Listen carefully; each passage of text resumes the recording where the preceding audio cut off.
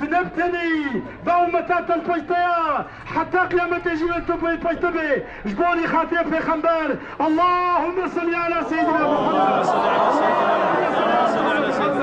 اللهم صل على سيدنا محمد اللهم صل على سيدنا محمد. Amerika Birleşik Devletleri'nde Peygamber Efendimiz'e hakaret edilen bir filmin yayınlanmasını burada dar geçit halkı olarak lanetliyoruz, alçakça bir girişimdir diyoruz. ABD'de Hz. Peygamber sallallahu aleyhi ve selleme hakaret içeren filmin gösterilmesi alçaklığın en aşağısıdır.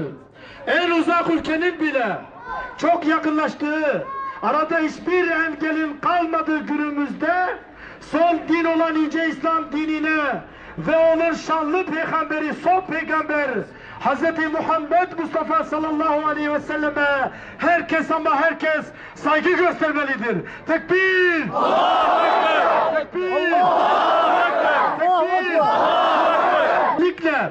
Kendilerini ileri, medeni, demokrasinin en üst noktasında gören ABD ve batılı ülkelerde yapılan bu edepsizliği kınıyoruz.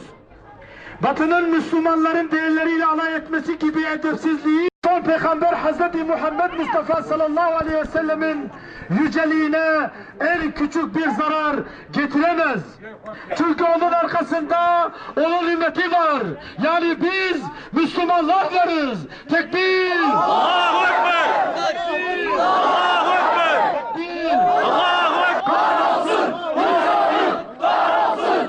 İsrail! Kahrolsun! İsrail! Kahrolsun! İsrail! Kahrolsun! İsrail! Kahrolsun! Amerika! Kahrolsun! Amerika! Kahrolsun! Amerika! Allahu Ekber! Allahu Ekber! Allahu Ekber! Evet. Peygamber Efendimiz'e sadece bunu yapanların sapık düşüncelerine ve sözde demokrasi, özgürlük havarisi ülkelerin ve yöneticilerinin gerçek yüzlerini bir kez daha ortaya koymaktadır.